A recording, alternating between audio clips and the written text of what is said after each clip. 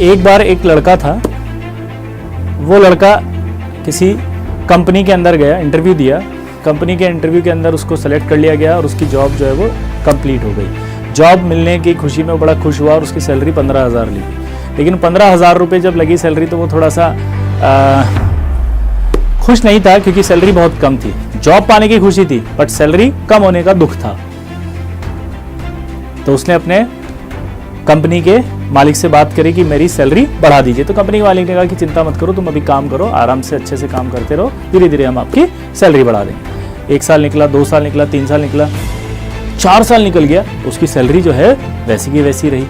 हर साल कभी ना कभी कुछ ना कुछ कारण बता करके उसको कंपनी का मालिक बोलता कि अगले साल आपकी सैलरी बढ़ाएंगे, अगले साल आपकी सैलरी बढ़ाएंगे। इस बात से वो बड़ा दुखी हुआ, बहुत परेशान हो गया, डिमोटिवेट सा हो गया।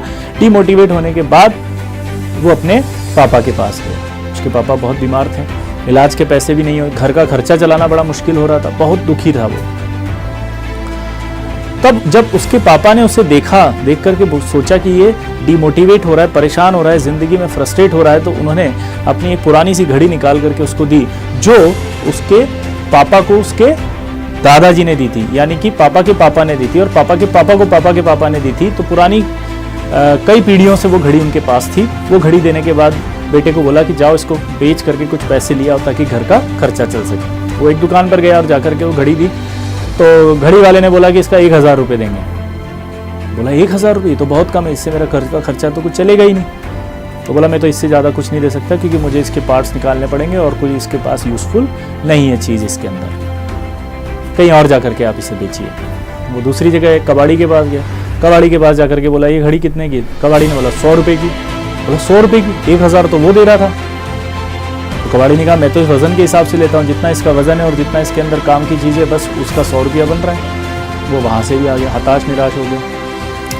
अचानक उसे रास्ते में एक दुकान दिखाई दी जहाँ पर लिखा हुआ था कि पुरानी चीज़ें खरीदी जाती हैं, एंटिक शॉप थी वो एक तरह से। वो अंदर गया और जाकर के उसने घड़ी दिखाई, घड़ी दिखा करके वहाँ का जो ऑनर था शॉप का, उसने कहा कि इसका 1 लाख रुपये मिलेगा। वो शख्स आश्चर्यचकित रह गया कि इस घड़ी की कीमत एक ने 100 रुपये बताई, एक ने 1,000 रुपये बताई और एक 1 लाख रुपये बोल रहा है। वो समझ नहीं पाया कि क्या हुआ और घर आया। घर आकर के उसने सारी बात पिताजी को बताई। तब पिताजी ने कहा कि यही चीज मैं तुम्हें सिखाना चाहता था।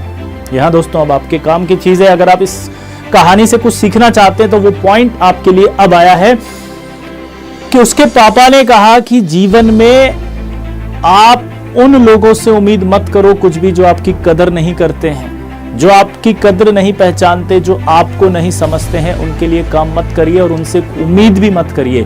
आप उनके पास रहिए जो आपकी कदर करते हैं। आप उनके साथ काम करिए जो आपकी क्षमताओं को पहचानते हैं। जब वो घड़ी एंटीक पीस वाले के पास गई तो वहां पर उसकी कीमत 1 लाख रुपए क्यों हुई? क्योंकि वही समझ सकता था कि इसकी कीमत 1 लाख है, वही उसकी वैल्यू कर पा रहा था। इसलिए जीवन में हमें ऐसे ही लोगों के साथ रहना चाहिए जो आपकी वैल्यू करते हैं, जो आप पर भरोसा करते हैं, जो आपके काम की कदर करते हैं, आपके साथ रहते हैं। आज हम क्या करते हैं? हम लोग उम्मीद बना के रखते हैं कि ये मेरे काम की प्रशंसा करेगा तो मैं और अच्छा काम करूंगा, ये मेरे लिए काम करे तो मैं और अच्छा करूंगा। नहीं, सबसे पहले आपको अपने लिए काम करना है, अपनी कदर करनी है, अपनी वैल्यू समझनी है। इंसान वही होता है, लेकिन अगर वो इंसान अपनी खुद की वैल्यू करता है तो जीवन में उसकी वैल्यू बहुत ज्यादा हो जाती है।